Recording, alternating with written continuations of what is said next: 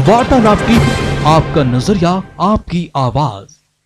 Criticism चल रही थी इंडिया के खिलाफ कि हमने श्रमिकों का देखा नहीं है और जिस तरह उनकी ट्रीटमेंट हुई थी उनके लिए कोई व्यवस्थाएं नहीं थी वापस जाने के लिए। उसके बाद अब गरीब कल्याण योजना, गरीब रोजगार योजना जो है मनरेगा के तहत, क्या उनके लिए अब जो किया जा रहा है वो काफी है?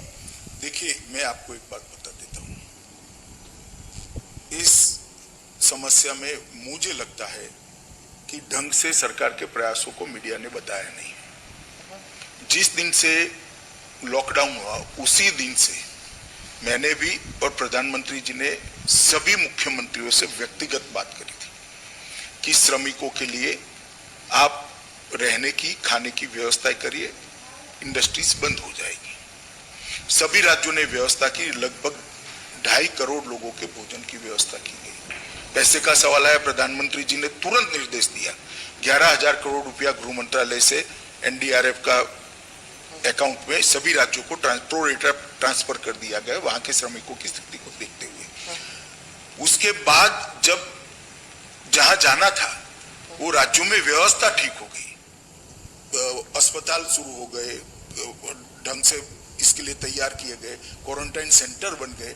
इसके बाद श्रमिक दिन के दिन ही, मजदूर दिन के दिन ही प्रधानमंत्री जी ने श्रमिक स्पेशल ट्रेन चलाने का फैसला दिया और लगभग 4,594 ट्रेन अब तक गई है। 63 लाख श्रमिक, 63 लाख श्रमिक जो दूर के विस्तार में है वो ट्रेनों के माध्यम से सफलतापूर्वक गए हैं। 42 लाख के आसपास श्रमिक आसपास के, जैसे गुजरात से राजस्थान है, महाराष्ट्र से गुजरात है, आंध्र से तेलंगाना है, केरल से तमिलनाडु है, इस प्रकार के श्रमिक जो थे, जो पड़ोसी राज्य के थे, वो बसों के माध्यम से पहुंचा गए। ये बात ठीक है कि कुछ दृश्य ऐसे हुए हैं जो हर व्यक्ति को दुख पहुंचा है, इसका हमें भी दुख है। धैर्य जब खो देता है व्यक्ति तो पैदल निकल गया। उसके लिए भी प्रधानमंत्री जी ने सभी मुख्यमंत्रियों को सूचना दी, मुझे भी सूचना दी। मैंने सभी मुख्यमंत्रियों से बात करी कि आप रोड पर एसटी बस चलाएं, उनको एक रेलवे स्टेशन पर ले जाए और रेलवे वहां से ले जाएगा। तो मैं मानता हूं लगभग सभी चीजों को मिल मिलाकर 1 करोड़ 20 लाख लोगों को देश के एक कोने से दूसरे कोने में पहुंचाने का काम किया है। हर राज्य ने, विशेषकर यूपी ने, बिहार ने, उड़ीसा ने, जहां श्रमिक ज्यादा ही जाने थे, झारखंड भी, ये सभी राज्यों ने क्वारंटाइन सेंटर बनाए। बस स्टेशन, रेलवे स्टेशन पर उतरने के बाद राज्य की एसटी बसों से उनको पहुंचाया गया क्वारंटाइन सेंटर में। क्वारंटाइन सेंटर में 14 दिन रखा गया।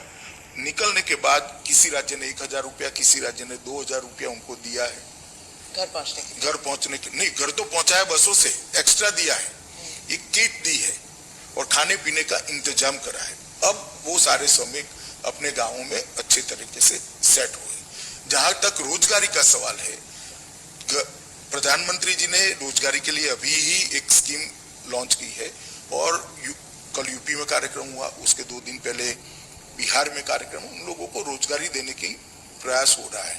मनरेगा के दिन भी बढ़ाए गए हैं, वेतन भी मनरेगा का बढ़ाया गया है और एक अस्थायी परिस्थिति है।